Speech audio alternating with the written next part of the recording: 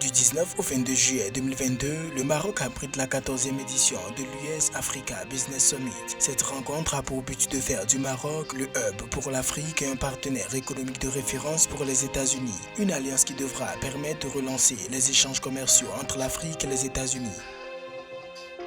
Après une contraction observée en 2020, l'indicateur économique des banques du Maroc affiche pour l'exercice 2021 un rebond de 76,4%, montrant une résilience du secteur bancaire face à des scénarios simulant la dégradation des conditions macroéconomiques.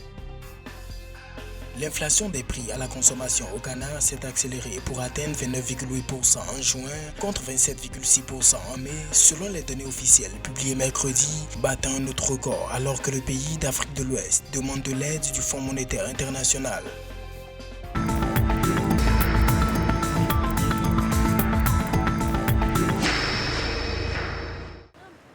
Créer des partenariats durables pour positionner l'Afrique dans les courants d'échanges internationaux. Voici l'un des enjeux de la 14e édition de l'US Africa Business Summit qui se tient du 19 au 22 juillet 2022 à Marrakech au Maroc. Placé sous le thème « Construire ensemble l'avenir », l'US Africa Business Summit représente une opportunité de consolider le positionnement stratégique du Maroc comme hub pour l'Afrique et partenaire économique de référence pour les États-Unis.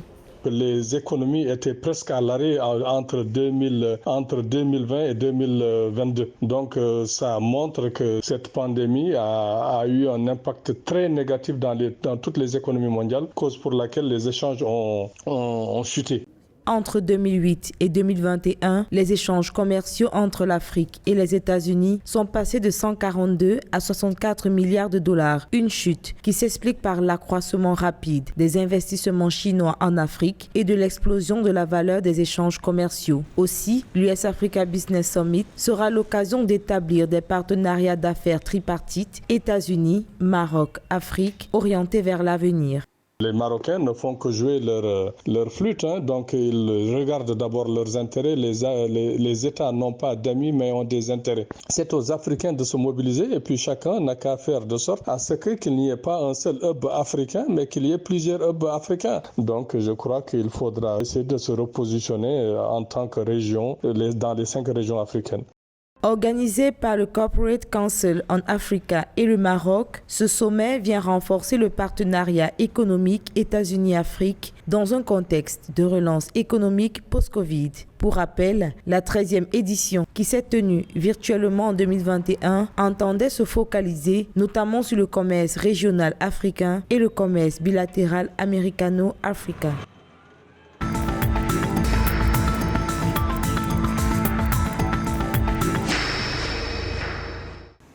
Au titre de l'exercice 2021, le résultat net cumulé des banques marocaines a connu un rebond de 116,4% après une contraction observée en 2020 selon le comité de coordination et de surveillance des risques systémiques. Un dispositif de surveillance et de prévention des risques affiche que le secteur bancaire demeure ainsi solide et résilient au plan de la rentabilité mais aussi de la liquidité et de la solvabilité, précisant que le ratio de liquidité à court terme s'établit à des niveaux confortables. En détail, au plan de la capitalisation, les ratios de solvabilité et de fonds propres de première catégorie se situent à fin 2021 à 15,8% et 12%.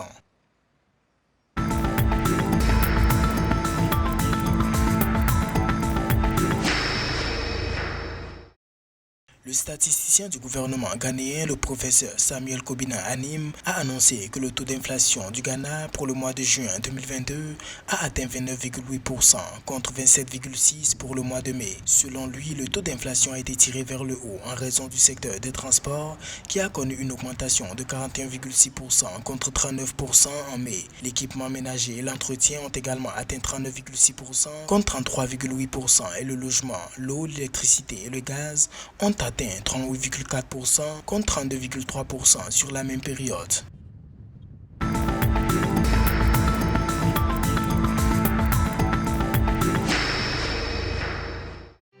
1,5 million de dollars a été décaissé par l'Agence des États-Unis pour le développement international USAID pour financer l'usine de transformation de maïs Agroserve au Burkina Faso. Ce financement contribuera à la création d'une nouvelle usine de transformation située à Bobo-Dioulasso. Notons que Agroserve Industrie est une unité industrielle de transformation de maïs en grise et en farine, dotée de 2 lignes de production automatisées d'une capacité de 50 tonnes par jour chacune. 3000 producteurs de maïs y travaillent pour assurer son approvisionnement. Agroserve Industrie compte réunir 15 millions de dollars pour construire une deuxième unité à Bobo.